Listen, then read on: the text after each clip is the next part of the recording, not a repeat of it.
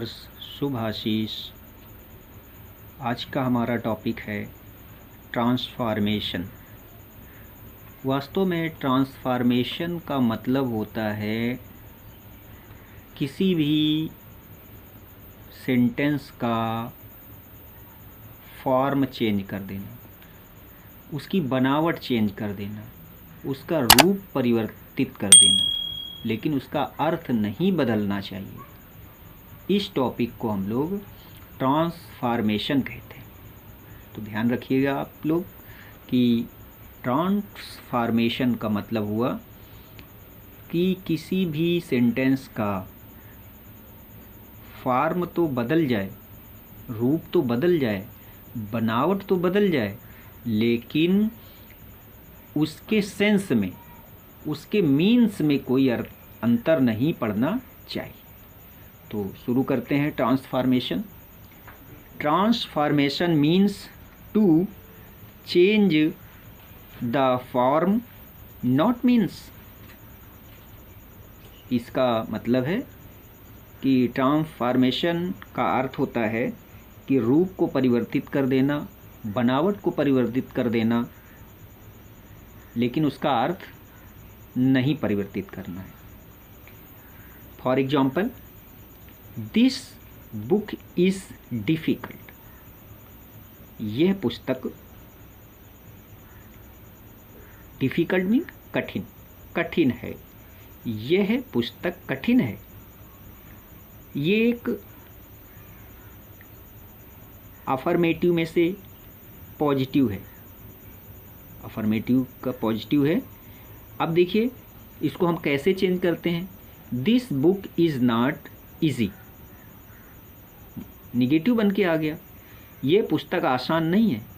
पहले सेंटेंस का मतलब दिस बुक इज़ डिफ़िकल्ट, ये पुस्तक कठिन है, और दूसरे का this book is not easy, ये पुस्तक आसान नहीं है। आसान नहीं है तो फिर कठिन है, अर्थात दोनों का अर्थ एक ही है, और वो पॉजिटिव था और ये हो गया निगेटिव।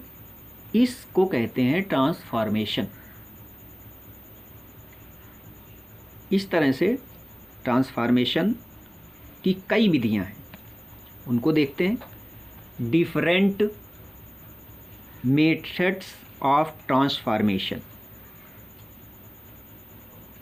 ट्रांसफॉर्मेशन की विभिन्न विधियां समझते हैं। सबसे पहली विधि है एडवर्ब टू, और इसके साथ इन्फिनेटिव भी कभी कभी होता है। हो भी सकता है इन्फिनेटिव और नहीं भी हो सकता। इस एडवर्ब टू का अर्थ होता है बहुत, और दूसरे टू का कुछ निगेटिव सेंस में होता है, टू इन्फिनेटिव होता है। तो adverb to by removing and adding, यानी जोड़ करके और हटा करके, दो तरह से एडवर्ब टू का प्रयोग होता है। यानी एक बार वही चीज़ करनी है और दूसरी बार वही चीज़ हटा देनी है, रिमूव कर देना है, यानी ख़त्म कर देना है वहाँ से, और एक बार जोड़ देना है। तो ये ट्रांसफॉर्मेशन का एक तरीका है कि एक बार वही काम करते हैं और दूसरी बार वही काम उल्टा कर देते हैं। और आगे interchange of adjective and interrogative, यानी एजेक्टिव को हम लोग इंट्रोगेटिव में बदल देते हैं। पहले भी किसी वीडियो में हमने आपको बताया हुआ है एजेक्टिव दो प्रकार के होते हैं, पॉजिटिव और निगेटिव। तो एजेक्टिव को हम लोग इंट्रोगेटिव में बदलते हैं। इसी तरह से interchange of affirmative and negative, affirmative को निगेटिव में बदल करके, इंटरचेंज माने होता है आपस में बदल करके। कहने का मतलब अफर्मेटिव एंड निगेटिव इंटरचेंज हो गया, निगेटिव टू अफर्मेटिव, इस तरह से। इसी तरह से और interchange of degrees of comparison, degree का बदलना। Interchange of exclamatory and adjective, ये आपस में चेंज कर सकते हैं हम लोग। Different ways of expressing a condition and a contrast, शर्त और विरोध को दिखा करके। अब ये दो तरह से होते हैं, ways of expressing a condition, condition दिखा करके, ways of expressing a concession और कंट्रास्ट। इसी तरह से अगला नियम, interchange of active and passive voice, इनको भी आपस में बदलते हैं तो अर्थ नहीं बदलता है। इसी तरह interchange of one part of speech for another, एक पार्ट ऑफ स्पीच के बदले दूसरा पार्ट ऑफ स्पीच। और नियम, interchange of simple, complex and compound, इनको आपस में इंटरचेंज करके भी हम लोग ट्रांसफॉर्मेशन बनाते हैं। तो ये ट्रांसफॉर्मेशन बनाने की प्रमुख विधियां हैं, इनको ध्यान में रखना है। और ये एक ऐसा टॉपिक है कि अगर आप अर्थ को ध्यान में रखते हुए इसको कंप्लीट करेंगे तो बहुत अच्छा होगा।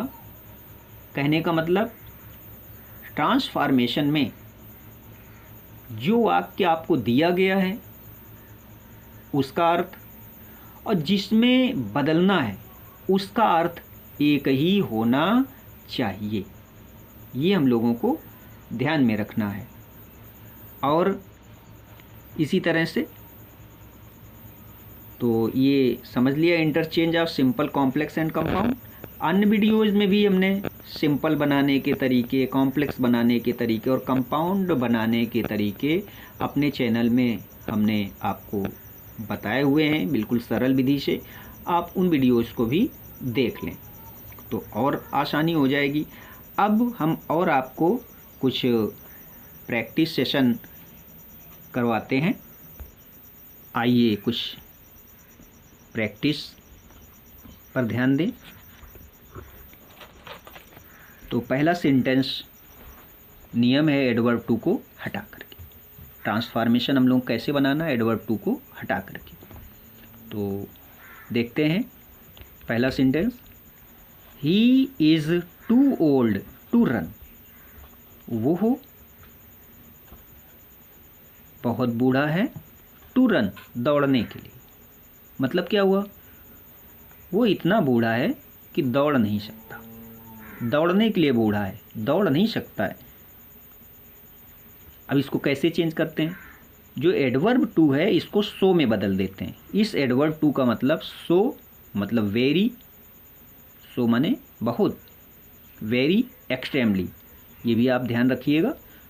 तो टू इस तरह के अर्थ में, सो और वेरी और एक्सट्रीमली, इन सब का अर्थ बहुत ही होता है। तो टू को सो में बदल दिया, ही इज सो ओल्ड, और इस टू की जगह डैट लगाते हैं, डैट, और इसके बाद टू रन का अर्थ पूरा एक्सप्रेस करते हैं, ही कैन नॉट रन, वो दौड़ नहीं सकता। वो बहुत बूढ़ा है कि वो दौड़ नहीं सकता, या वो इतना बूढ़ा है कि वो दौड़ नहीं सकता। दोनों का अर्थ एक ही है।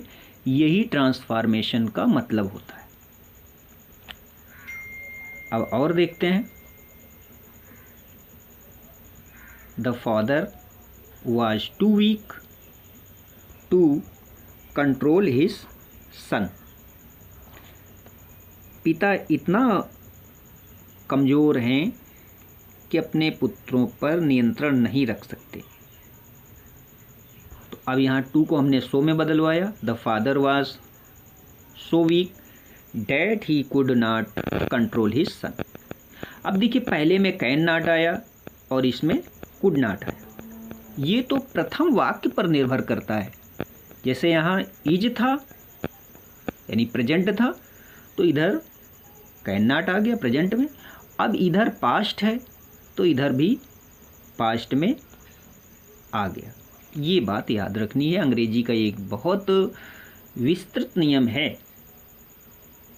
कि जब पहले वाला हिस्सा पास्ट में है तो कंजंक्शन के बाद वाला हिस्सा पास्ट में ही आएगा, और यदि प्रेजेंट या फ्यूचर है तो किसी भी टेंस में आप उसको रख दीजिए।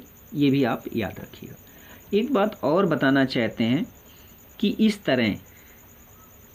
इस तरह जो इंग्लिश ग्रामर है, तो जो आपका नरेशन है, ट्रांसफॉर्मेशन है, और काफ़ी जगह सिंथेसिस है, इनमें बहुत से स्थानों पर कॉम्प्लेक्स और कंपाउंड ही हैं। तो ये भी ध्यान रखिएगा कि पढ़िए आप एक जगह और उसका उपयोग दूसरी जगह भी हो। कहने का मतलब इंग्लिश ग्रामर जो माध्यमिक, इंटरमीडिएट या आगे के क्लासेस के लिए है, वो इसी तरह से है कि total based on complex, compound और सिंपल। तो ये भी आपको याद रखना है। तो और आगे बढ़ते हैं। दूसरे नियम, अभी तो आपने ये सीखा, अब अगले नियम पर।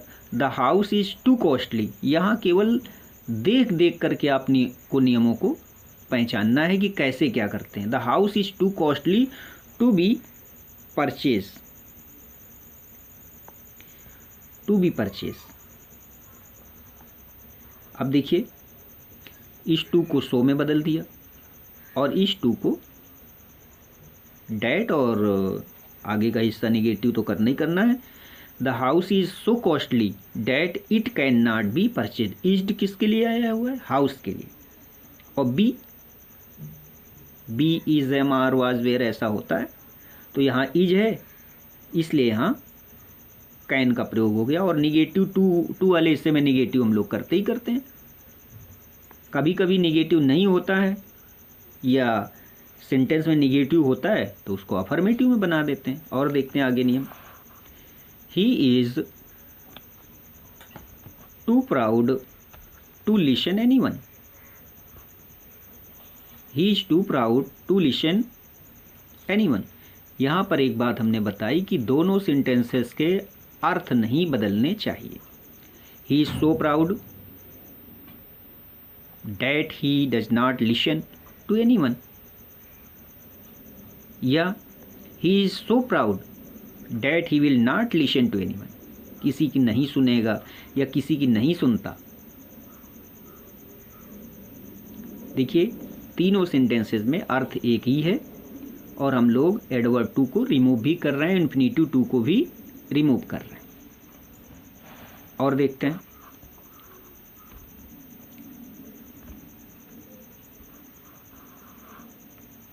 ही is too intelligent not to solve all the problems. वो इतना इंटेलिजेंट अर्थात निपुण, बुद्धिमान, चतुर नहीं है, not to solve all the problem, कि सभी समस्याओं को, सभी सवालों को हल करने के लिए वो बहुत बुद्धिमान नहीं है। अब देखते हैं इसका transformation. He is so intelligent that he can not solve all the problem. अर्थ दोनों का वही रहा। तो ट्रांसफॉर्मेशन टोटल बेस्ड है हमारे अर्थ पर। अर्थ नहीं बदलना चाहिए। वाक्य की बनावट बदल जाए और अर्थ ना बदले, इसको हम लोग ट्रांसफॉर्मेशन कहते हैं। ध्यान रखिएगा, ये अर्थ पर डिपेंड टॉपिक है। जितना आप पढ़ेंगे आपके पास शब्द भंडार होंगे, ट्रांसलेशन दुरुस्त होगा, आप इस टॉपिक को या इंग्लिश के किसी भी ग्रामर को मजबूत पाएंगे, आसानी से समझ पाएंगे। अब आगे बढ़ते हैं। द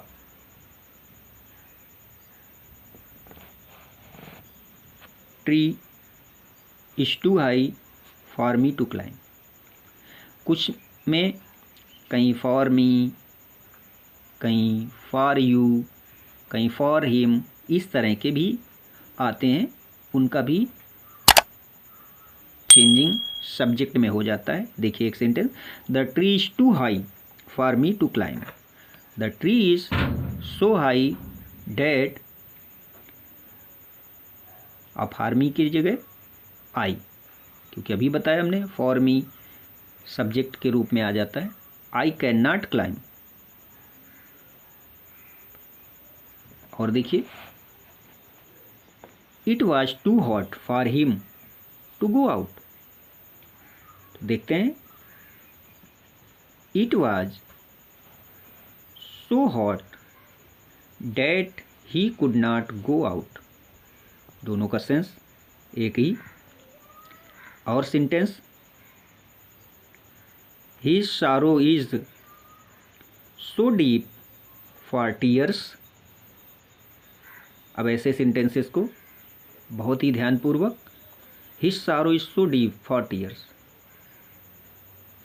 अब ट्रांसफॉर्मेशन देखते हैं, his sorrow is so deep that he can not express it in tears.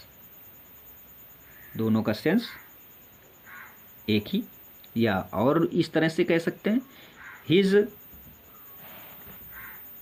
सारो is so deep that it can not be expressed in tears. इस तरह से हम लोग एडवर्ब टू और इन्फिनिटिव टू को हटा करके कुछ सेंटेंस बनाते हैं। कुछ सेंटेंस और देखते हैं।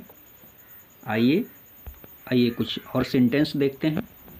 My heart was too full for words. अब देखिए, टू को सो में बदलना ही बदलना है। माई heart was so full that could not speak out words. That could not speak out words, शब्दों में नहीं कहा जा सकता। या इसको इस तरह से, माई heart was so full that I could not utter any words. यहाँ पर एक शब्द छूट गया है, वो भी पढ़ लें, आई, क्योंकि यहाँ पर फॉर माई से रिलेटेड है, इसलिए यहाँ पर आई। और देख लीजिए, he is too eager for praise. प्रशंसा के लिए बहुत उत्सुक है। तो इसको दो तरह से बना सकते हैं, he is over eager for praise, या he is eager for praise beyond proper limit. Beyond माने से बढ़ करके या से दूर। इसी तरह और कुछ sentence, the weather is too hot. मौसम बहुत गर्म है, तो the weather is very hot, या the weather is extremely hot. तो इस तरह से एक सेंटेंस और देखते हैं, my mother is too fat. मेरी माँ बहुत मोटी हैं। My mother is fatter than she should be. जितना उनको होना चाहिए उससे ज़्यादा मोटी हैं। या my mother is fatter than she should have been. इस तरह से इस नियम को भी याद रखिएगा। The meeting was too noisy. इसको दो तरह से, the meeting was more noisy that it should be. दूसरा इसी का, the meeting was more noisy that it should have been. इस तरह से ये आपको ध्यान में रखना है, और थोड़ी सी प्रैक्टिस करने के बाद ये एडवर्ब टू आपको बड़ी आसानी से समझ में आने वाला है। सिर्फ करना ये है कि आपको बार बार लिखना पढ़ना होगा। इस तरह से अब अगले ट्रांसफॉर्मेशन में नियम एजर्टिव वाक्यों को इंट्रोगेटिव में बदलना। एजर्टिव में हमने आपको बताया दो तरह से होते हैं, पॉजिटिव और अफर्मेटिव। और इंट्रोगेटिव यानी प्रश्नवाचक, तो अब हमको स्वीकारात्मक वाक्यों से यानी एजर्टिव वाक्यों से इंट्रोगेटिव में बदलना है। तो आइए समझते हैं। जैसे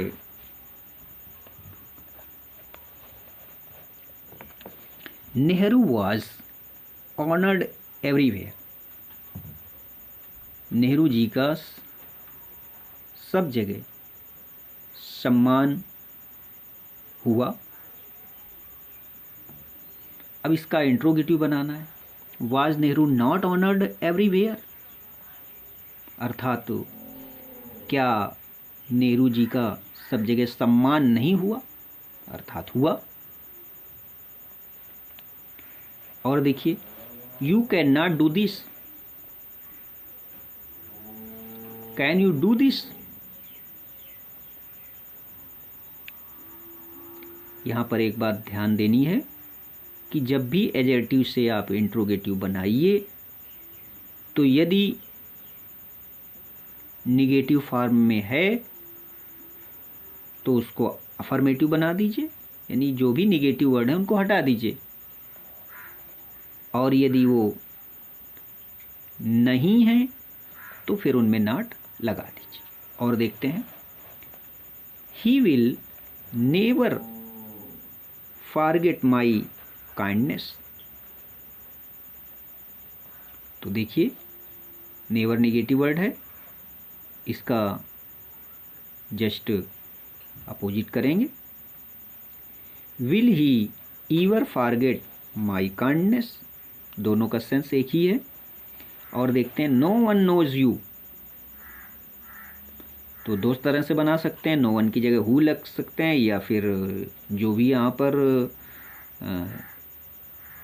फाइनाइट वर्ब आई हुई है टेंस के अनुसार उसकी हेल्पिंग वर्ब रखिए। जैसे यहाँ पर नो वन नोज यू, तो नोज के कारण डज, क्योंकि इंट्रोगेटिव तो बनाना ही बनाना है, does anyone know you, या फिर नो वन की जगह हु नोज यू, क्योंकि हु के साथ यहाँ डज नहीं आता है इसलिए यहाँ पर नोज आ गया। इस बात को आप ध्यान रखिएगा।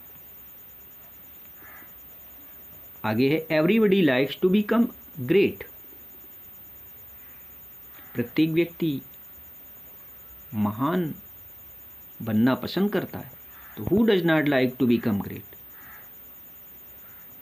महान कौन बनना पसंद नहीं करता, अर्थात सभी लोग। तो दोनों का सेंस ट्रांसफॉर्मेशन की ये बहुत ही अच्छी टेक्निक आप याद रखिए कि उसका सेंस नहीं बदलना चाहिए, और जो वो कहे वो बदल दीजिए आप, यानी वाक्य की बनावट बदल दीजिए, सेंस ना बदलिए, सेंस नहीं बदलना चाहिए, इस बात का आपको ध्यान रहना चाहिए। फिर और नियम में, it is no good to help this poor man, तो is it good to help this poor man. अभी हमने बताया कि अगर वो निगेटिव है तो निगेटिव हटा देते हैं। और इसी तरह से इसी का बन सकता है, what good is it to help this poor man. इस तरह से दो तरह से इट इज नो गुड वाले सेंस को हम लोग कंप्लीट कर सकते हैं ट्रांसफॉर्मेशन में, एडजेक्टिव से इंट्रोगेटिव के लिए। इसी तरह और, their glory can never fade, तो इस तरह से their glory can never fade, when can their glory fade, fade mean धूमिल होना। और इस तरह से ये एडजेक्टिव से आप इंट्रोगेटिव आसानी से प्रैक्टिस करें, और प्रैक्टिस का जो तरीका हम यहाँ अपना रहे हैं वही आप अपनाइए। आपके लिए तो और भी सरल होगा। यदि एक्सरसाइज करने में आपको परेशानी होती तो सबसे पहले आप अपनी टेक्स्ट बुक के जो एग्जाम्पल्स हैं उनकी मदद लें, सबसे पहले उनको बनावें, उनको समझें, तभी आप दूसरा काम करें। कहने का मतलब एक तरीका होना चाहिए, वो तरीका ये है इजी टू डिफ़िकल्ट, आसान से कठिन की ओर बढ़िए। तो जब आपको आसान आने लगेगा तो धीरे धीरे कठिन भी सीख जाएंगे। तो इस तरह से अब अगला नियम, अफर्मेटिव वाक्यों को निगेटिव में बदलना। तो ये ट्रांसफॉर्मेशन हम लोग सीख रहे हैं और लगभग एक साथ सीख रहे हैं, फिर ज़रूरत पड़ेगी तो आप अलग अलग भी सीख लीजिए। सबसे पहला सेंटेंस इस नियम पर बेस्ड है, अफर्मेटिव से negative. Sita is beautiful girl. अब ये देखिए, निगेटिव बनाना है तो ये डबल निगेटिव बनेगा। डबल निगेटिव क्या होता है, नॉट भी लगाना है और जो कुछ वर्ड आए हुए हैं उनका भी अपोजिट बनाना है, इसलिए डबल निगेटिव कहलाएगा। Sita is a beautiful girl, Sita एक सुंदर लड़की है। तो सीता इज़ नॉट एन अगली गर्ल, दोनों का सेंस। अब यहाँ से ट्रांसफॉर्मेशन आप बहुत जल्दी क्लियर कर सकते हैं कि ट्रांसफॉर्मेशन का जो बताया गया कि आपको अर्थ नहीं बदलना है, केवल बनावट बदलनी। देखिए उसने निगेटिव कहा तो हमने निगेटिव बना दिया, नॉट लगा दिया, लेकिन उसके सेंस पर कोई परिवर्तन नहीं होने दिया। और देखते हैं, he loves drinking, he does not hate drinking, ये भी double negative. I was doubtful whether he went there, I was not sure, doubtful का अपोजिट कर दिया और नॉट भी लगा दिया, वेदर ही वेंट देयर। इस तरह से अब इन नियमों को सरलतम ढंग से सीखिए। जैसे Ram is wiser than Mohan, इसी अफर्मेटिव के निगेटिव में आपका डिग्री कंपैरिजन भी आ जाता है, क्योंकि डिग्री भी निगेटिव बनती जाके। Mohan is not so wise as Ram, Ram is wiser than Mohan, than का मतलब की अपेक्षा, कम ज़्यादा। Mohan is not so wise as Ram, इसको भी समझिए। Your brother is as wise as you, you are not wiser than your brother. दोनों में जो डिग्री आई हुई है, बाद वाले सेंटेंस को हम लोग जो भी वर्ड है उसको पहले ला रहे हैं और उसकी डिग्री बदल दे रहे हैं, अपने आप चेंज हो जा रहा है। तो ये भी ध्यान रखिएगा। Sohan alone got the prize, एक नियम आता है, वनली या एलॉन आता है तो उसमें नन बट का प्रयोग करते हैं। तो Sohan alone got the prize, तो none but Sohan got the prize. फिर और आगे, only a fool could have done it, only a fool could have done it. अब वनली अ फूल तो नन बट, हमने बताया एलॉन और वनली की जगह नन बट का प्रयोग होता है और बाकी सेंटेंस वही रहता है। ही सॉ द ताज, उसने ताजमहल देखा। He did not fail to see the Taj, अर्थात दूसरे सेंटेंस में अर्थ निकल रहा है वो ताजमहल देखने में असफल नहीं हुआ, मतलब उसने देखा। दोनों का सेंस एक ही है। As soon as I saw the tiger I ran away, तो अब इसका निगेटिव, एज सून एज का निगेटिव होता है no sooner did I see the tiger than I ran away. दूसरे में देन निगेटिव अर्थ रखता है, कामा के बदले हम लोग देन लगा रहे हैं। इस तरह से ये अफर्मेटिव का भी नियम आप लोग याद रखेंगे। हम बार बार आपको ये कह रहे हैं कि ट्रांसफॉर्मेशन का मतलब होता है वाक्य का रूप बदल देना, बनावट बदल देना, उसका अर्थ नहीं बदलना है। तो ये sentence as soon as I saw the tiger I ran away, ज्यों ही मैंने टाइगर देखा, चीता देखा, मैं भाग खड़ा हुआ। दूसरे में no sooner did I see the tiger than I ran away. अब और नियम, एक्सक्लेमेटरी वाक्यों को एडजेक्टिव में बदलकर ट्रांसफॉर्मेशन। एक्सक्लेमेटरी समझते होंगे आप, किसी वीडियो में हमने, अपने चैनल के किसी भी वीडियो में हमने वाक्यों के प्रकार भी आपको बताए। अगर आपको वाक्यों के प्रकार नहीं आते हैं तो वहाँ से देख लीजिए, सीख लीजिए। बेस तो देखिए आना ही चाहिए। बेस और माने, किसी भी भाषा में जितने अधिक आपको माने तैयार होंगे, भाषा आपकी उतनी ही मजबूत होगी। ये बात ध्यान रखिएगा, ये एक प्रमुख नियम है। तो अभी हम सीखते हैं एक्सक्लेमेटरी से एडजेक्टिव बनाना। एडजेक्टिव स्वीकारात्मक या साधारण। एक sentence, how fearful the snake is. कितना भयानक सांप। The snake is very fearful, अर्थात सांप बहुत भयानक। What a beautiful building the Taj is. Taj Mahal कितना सुंदर है, अर्थात बहुत सुंदर है। The Taj is a very beautiful building.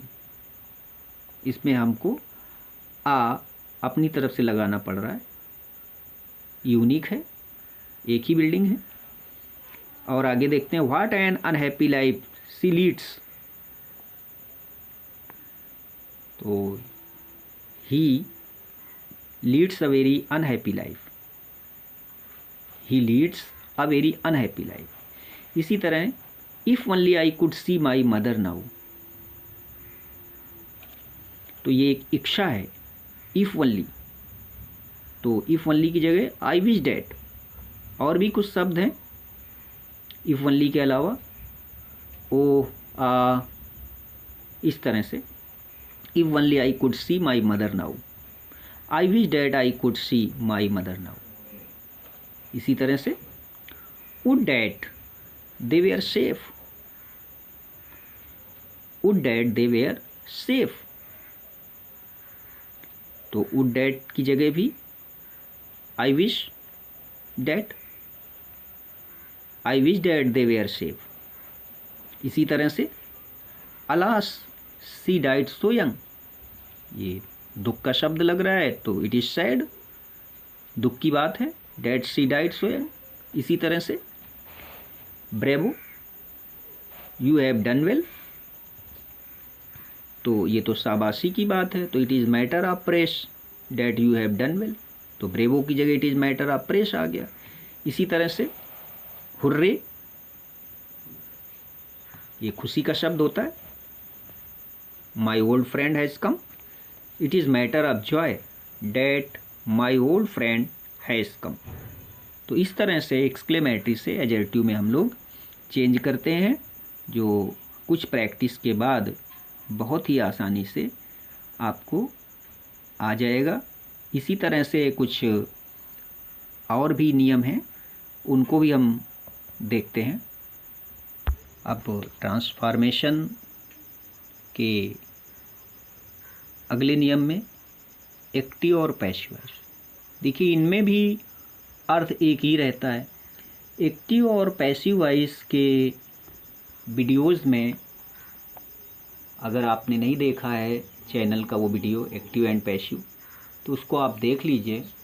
उसमें प्रमुख नियम संक्षेप में बताए गए हैं। यहाँ भी कुछ हम प्रैक्टिस करते हैं। तो एक्टिव और पैसिव वॉइस को समझने के लिए आपको टेंस आना बहुत आवश्यक है। टेंस तो वैसे भी, चाहे ट्रांसलेशन हो, एक्टिव पैसिव हो, या नरेशन हो, या कुछ और भी हो, यानी कि इंग्लिश की ये बेसिक चीज़ें हैं जो आपको आनी ही चाहिए। अगर नहीं आ रही तो हमने बहुत ही सरल ढंग से अपने चैनल के कुछ वीडियोज़ में हमने ये नियम समझाए हैं। आप वहाँ से समझ लें, आसानी रहेगी। कहने का अभिप्राय ये है कि जब कोई टीचर एक चीज़ पढ़ाता है, फिर दूसरी चीज़ पढ़ाता है, तो अपने ही ढंग से, अपने ही नियमों से पढ़ाता है, जो सरलीकरण के उसके नियम होते हैं। फिर भी आपको जैसा भी उचित लगे, तो आपको ये चीज़ आनी चाहिए। तो हम लोग कुछ एक्टिव और पैसिव को बनाते हैं, देखते हैं। जैसे एक सेंटेंस हम लोगों के पास है, वो इस तरह से है, जैसे लिखते हैं ही किल्स आ स्नेक। तो अभी हमने टेंस के बारे में बातचीत की, तो टेंस का पहचानना बहुत ही आवश्यक है। और किसी वीडियोज़ में हमने आपको टेंस हिंदी में, अंग्रेज़ी में, दोनों ढंग से टेंस पहचानने की सरल विधि बताई है। तो यहाँ पर जो टेंस है वो टेंस प्रेजेंट इंडेफिनिट का है। क्यों? किल्स, ये यस या यस फॉर्म प्रेजेंट इंडेफिनिट में लगती है। अगर इसको हम लोग बनाते हैं तो कुछ इस तरह से बनाएंगे। तो सबसे पहले हमने टेंस पहचान लिया, तो इसमें से जो कर्म होता है, जो वर्ब के बाद हिस्सा लिखा होगा वो मोस्टली कर्म होता है। तो कर्म वाले वाक्यों की ही हम लोग पैसिव बना पाते हैं, बाकी की नहीं बनती है। तो आ स्नेक को सबसे पहले लाइए। आ स्नेक, और जो भी टेंस है वो कर्ता के अनुसार उसके आगे आने वाली टेंस की सहायक क्रिया। देखिए कितना सरल ढंग से हम आपको बता रहे हैं। एक्टिव और पैसिव में जब आप एक्टिव लिख देते हैं और पैसिव बनाने की तैयारी कर रहे होते हैं, तो जो भी टेंस आया हुआ है उसके आगे आने वाली टेंस की सहायक क्रिया लगाई जाएगी। तो ये प्रेजेंट इंडेफिनिट है और इसके आगे प्रेजेंट कंटीन्यूअस आता है। तो सिंगुलर है तो इसलिए is, snake is killed third form का यूज होता है। बाई, ही, ये हो गया हमारा हिम। कहने का मतलब इस तरह से नियम लिख दें, यहाँ समझ लीजिए। पैसिव बनाने के लिए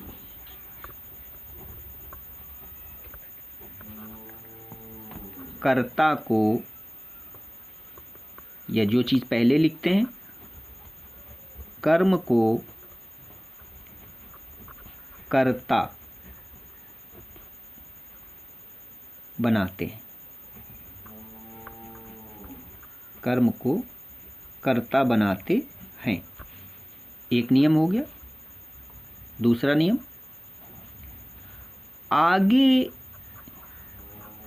आने वाले टेंस की सहायक क्रिया का प्रयोग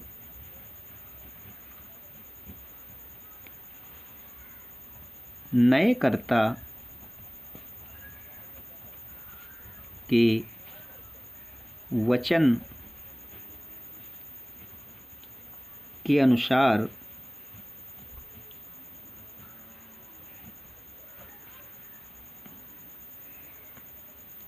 करें।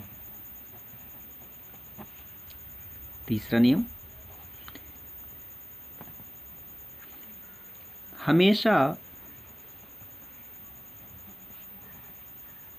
क्रिया की थर्ड फॉर्म का प्रयोग करें। हमेशा क्रिया की थर्ड फॉर्म का प्रयोग करना चाहिए। और अगले नियम पर कुछ इस तरह से, वाक्य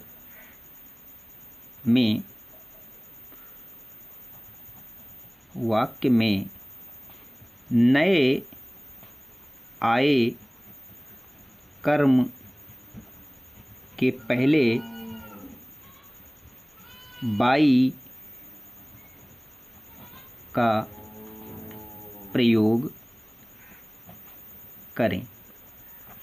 पांचवें नियम के रूप में वाक्य की बनावट, वाक्य का जो स्ट्रक्चर है, वाक्य की बनावट नहीं बदलनी चाहिए, नहीं बदलनी चाहिए। कहने का क्या मतलब हुआ इस नियम से?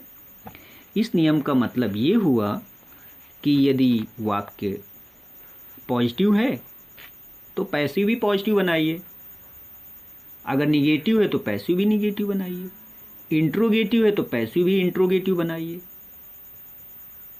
और यदि एक्टिव इंट्रोगेटिव निगेटिव है तो पैसिव भी इंट्रोगेटिव निगेटिव, अगर क्वेश्चन वर्ड वाला है तो क्वेश्चन वर्ड वाला ही बनाइए।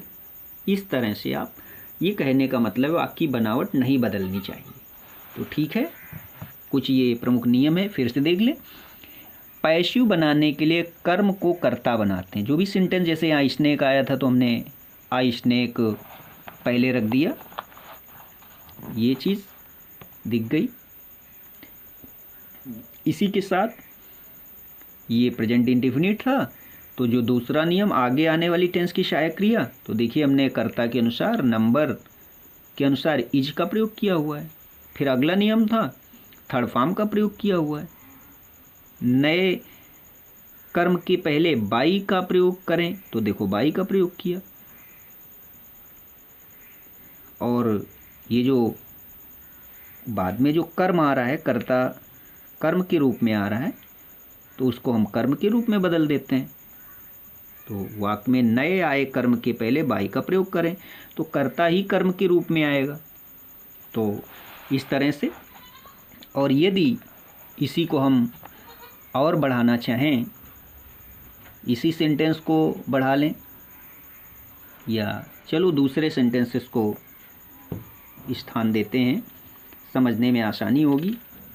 तो वो इस तरह से, जैसे he is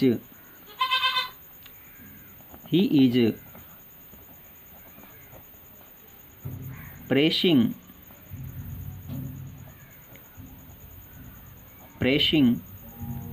me, ये सेंटेंस ही इज प्रेसिंग मी। तो अब देखिए ये टेंस कॉन्टिन्यूअस का है, तो कॉन्टिन्यूअस में मी की जगह हम लोग कर्ता रूप, मी का कर्ता रूप आई होता है। और जब कॉन्टिन्यूअस होता है तो उसी टेंस की सहायक क्रिया, ये और एक नियम बन रहा है, जब कॉन्टिन्यूअस होता है तो उसी टेंस की सहायक क्रिया के साथ बीइंग जोड़ देते हैं। ये एक और नियम बन रहा है, देखिए।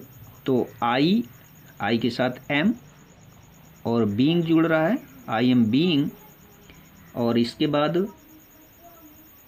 थर्ड फॉर्म का प्रयोग हमेशा प्रेज्ड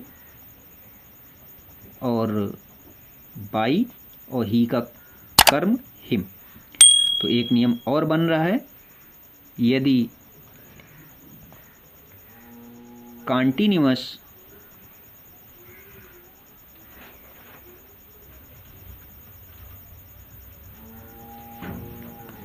का वाक्य हो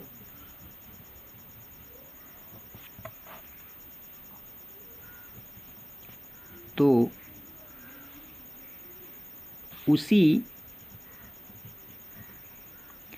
टेंस की सहायक क्रिया कर्ता के नंबर, कर्ता के अनुसार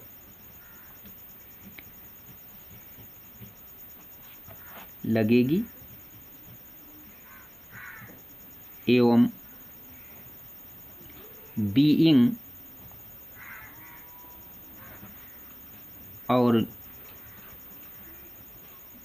जोड़कर थर्ड फॉर्म का प्रयोग थर्ड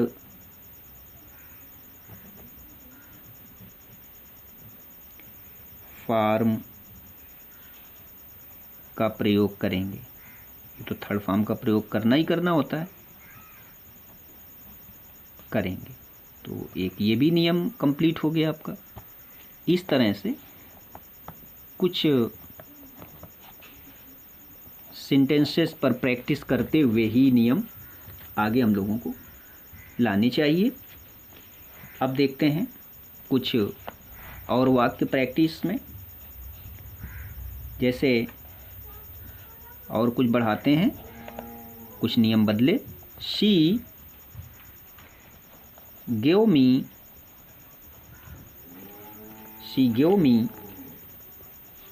आ बुक। अब देखिए इसमें दो कर्म आए हुए हैं, एक मी और दूसरा आ बुक। दो कर्म, डायरेक्ट और इनडायरेक्ट।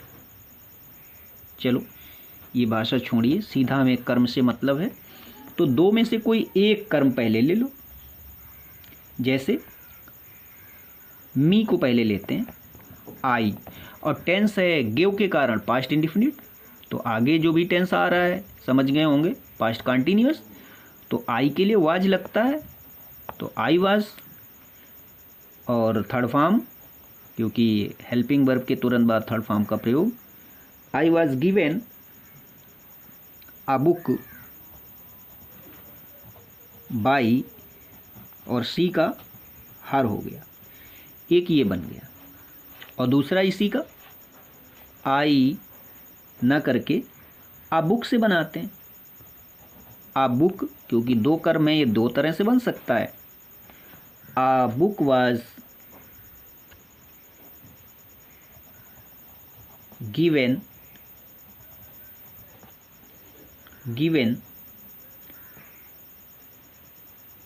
मी,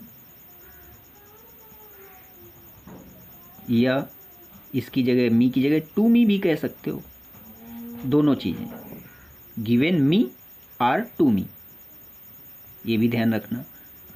और बाकी बाई हर, ये भी एक नियम ध्यान में रखिएगा। बाकी तो लगभग कुछ नियम सेम ही हैं। और देखते हैं कुछ, हम लोग एक सेंटेंस और देख लें।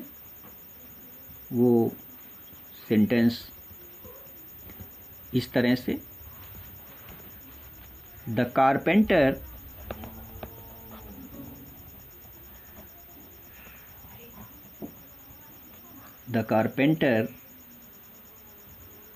was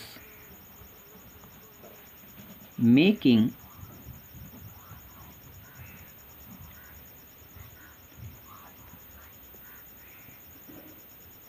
a table।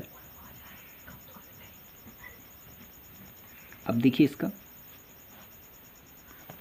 Positive sentence है, तो सबसे पहले कर्म को कर्ता बना लें, आ टेबल। हो सकता है आपको कर्म और कर्ता पहचानने में कुछ परेशानी आ रही हो, तो उसको भी दूर कर लीजिए। जो वर्ब के बाद हिस्सा होता है वो कर्म होता है, और वर्ब के पहले का हिस्सा मोस्टली कर्ता होता है अफर्मेटिव सेंटेंसेस में। तो आ टेबल और वाज है कंटिन्यूअस, तो वाज बीइंग, और इसके बाद थर्ड फॉर्म का यूज होना है, मेक का मेड हो जाता है, मेड बाई द कारपेंटर।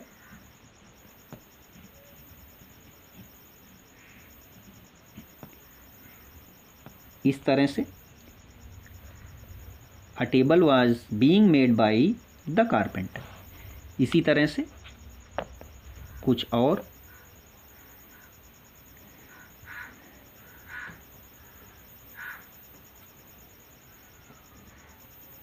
देखते हैं।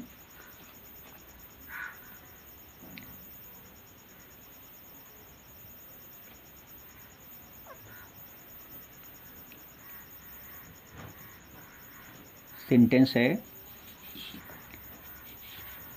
The cat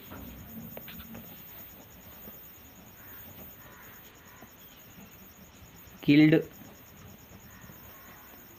the mouse. तो द माउस यहाँ पर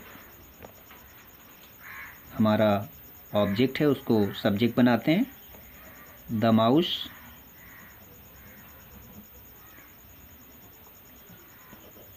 और ये किल्ड पास्ट इंडेफिनिट, तो कंटिन्यूस की सहायक क्रिया सिंगुलर है द माउस, क्योंकि माउस का बहुवचन माइस होता है MICE। इसी तरह लाउस भी होता है जिसका लाइस होता है, वो तो सिंगुलर और प्लूरल के चैप्टर में हम लोग पढ़ सकते हैं। The mouse was killed by the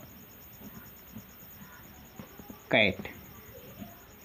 इस तरह से ये हमारा एक्टिव और पैसिव का टॉपिक। अगला sentence, Ram was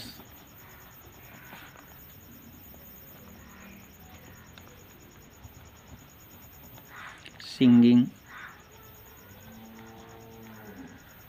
a sweet song.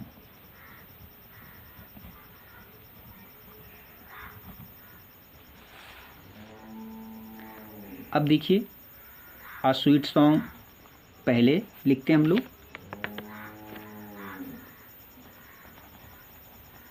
A sweet song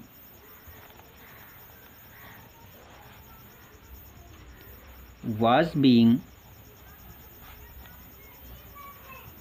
sung by Ram. ये कंप्लीट हो। इसी तरह से कुछ सेंटेंस देखते हैं हम लोग।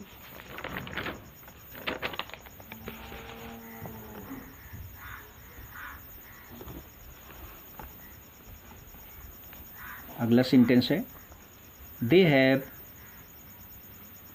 Done the school work. They have done the school work. अब इसका the school work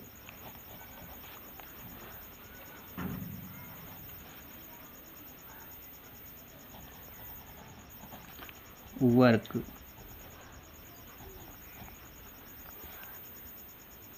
has been, क्योंकि यहाँ पर देख पा रहे हैं कि प्रेजेंट परफेक्ट है, आगे आने वाला tense has been done by them. इस तरह से ये भी कंप्लीट हुआ। और कुछ सेंटेंस देखते हैं।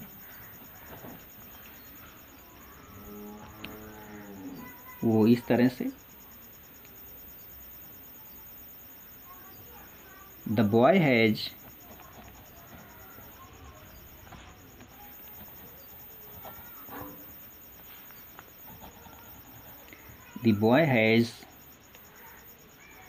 Stolen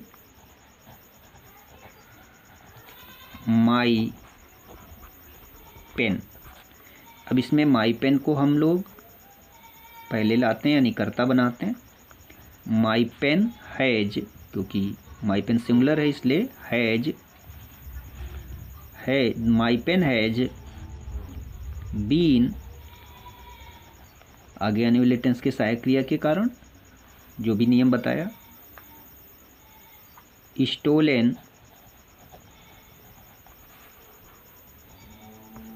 by the boy. इस तरह से ये भी कंप्लीट हो गया। और देखते हैं सेंटेंस।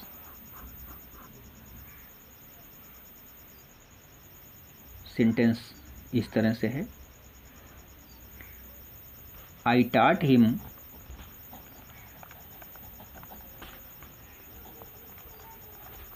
इंग्लिश ये 2 ऑब्जेक्ट वाला आ गया। तो पहले से देखते हैं, आई टाट छूट गया था टी। तो सबसे पहले English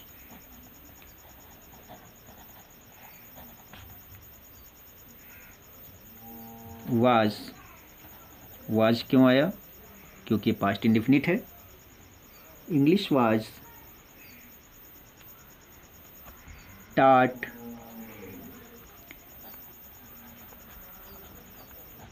him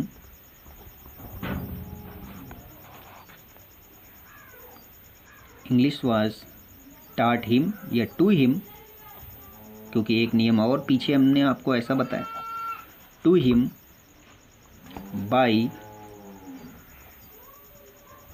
me, by me. इसको इस तरह से भी बना सकते हैं,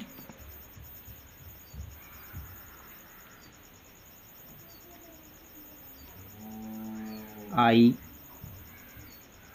या हिम है तो ही कर लीजिए, ही वाज टाट इंग्लिश बाय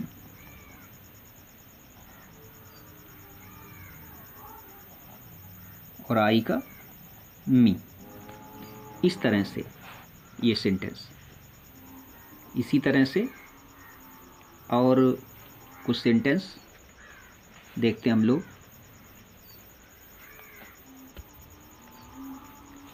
वो सेंटेंस इस तरह से है,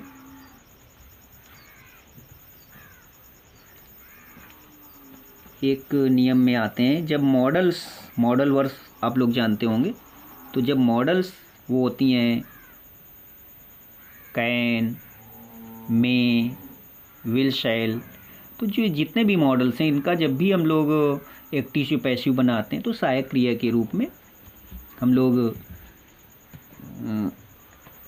बी उसी सहायक क्रिया के साथ लगाते हैं। जैसे एक sentence, our team can win the match, इस तरह से। तो इसमें हम क्या करें, द मैच को हम लोग हेडवर्ड बनाते हैं, कर्ता बनाते हैं, द मैच कैन बी, देखिए कैन था, कैन बी आ गया। ये रूल अभी हम आपको बताने की कोशिश कर रहे हैं। और विन का थर्ड रूप वन, बाय आवर टीम, ये हो गया। नियम यहाँ लिख लें, यदि मॉडल वर्ब या मॉडल वर्ब भी लिखते हैं कि पैसिव बनानी हो तो वर्ब सहायक वर्ब यानी सहायक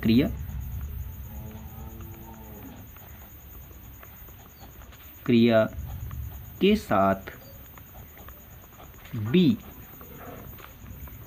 का प्रयोग करके थर्ड फॉर्म का प्रयोग करना चाहिए,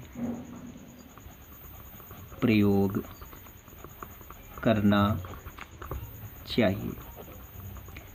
वैसे भी पैसिव परफेक्ट, पैसिव वॉइस में और परफेक्ट टेंसेस में थर्ड फॉर्म का ही प्रयोग किया जाता है। कुछ और जगहों पर थर्ड फॉर्म का भी प्रयोग होता है। कुछ और सेंटेंस इसी तरह से देख लें।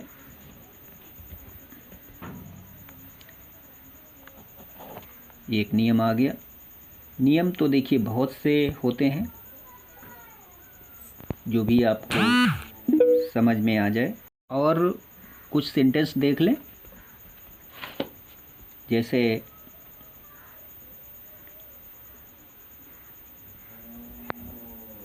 यू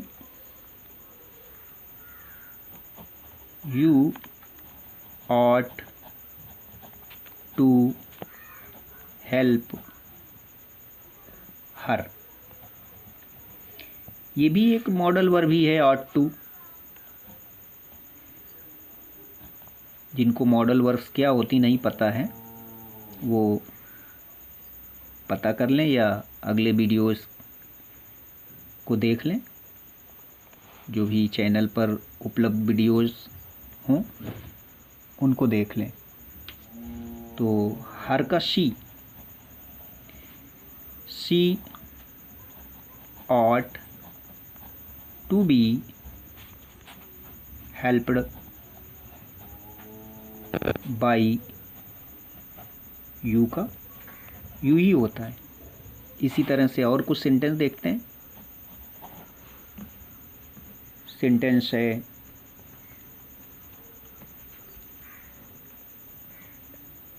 यू मस्ट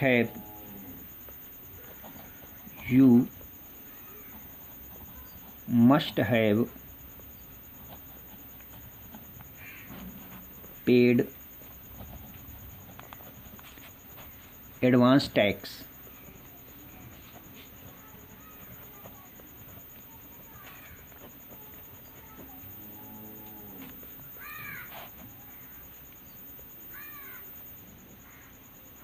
तो इसका अर्थ मस्ट हैव पेड, चुकाना चाहिए था। इसका अर्थ क्या निकले? चुकाना चाहिए था। मस्ट हैव पेड, ये स्पेशल कुछ प्रयोग होते हैं, तो इनको ध्यान में रखना चाहिए। और भी बहुत से हैं, जब मॉडल्स के साथ थर्ड फॉर्म का यूज होता है तो वो भी पढ़ना है। तो advance tax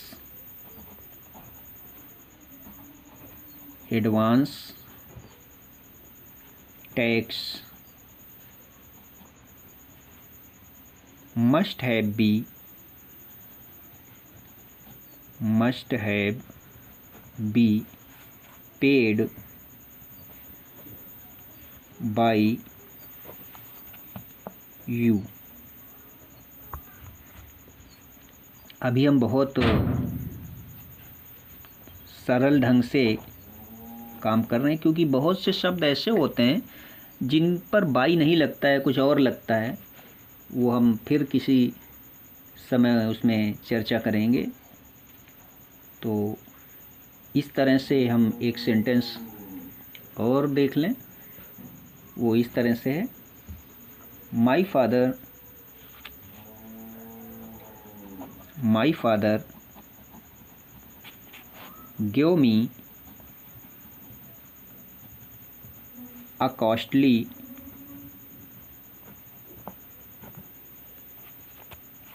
present।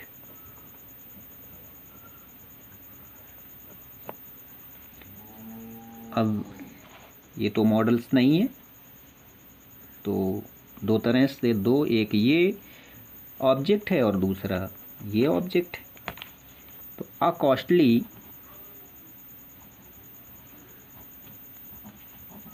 Costly present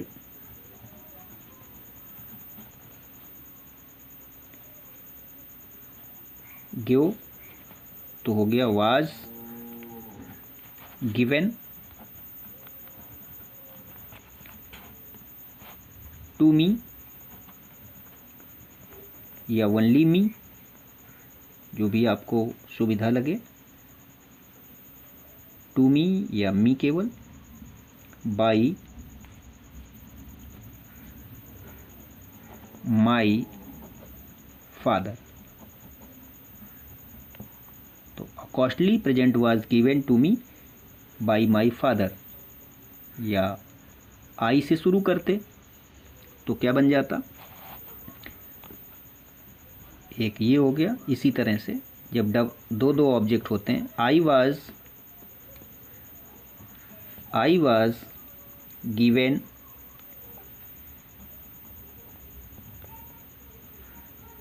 a costly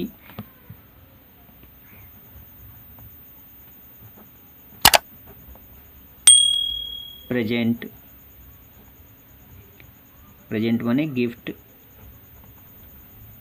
bye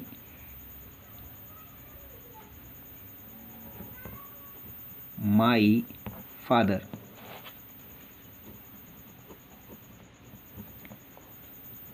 तो डियर लर्नर्स, इस तरह से ये ट्रांसफॉर्मेशन का जो भी टॉपिक है, तो ध्यान रखिएगा कि इसमें वाक्य की बनावट तो बदली जाती है, उसका स्ट्रक्चर तो बदल जाता है, लेकिन उसका सेंस नहीं बदला जाता है। ये बात इसमें बहुत ही प्रमुख है। तो डियर लर्नर्स, शुभ आशीष।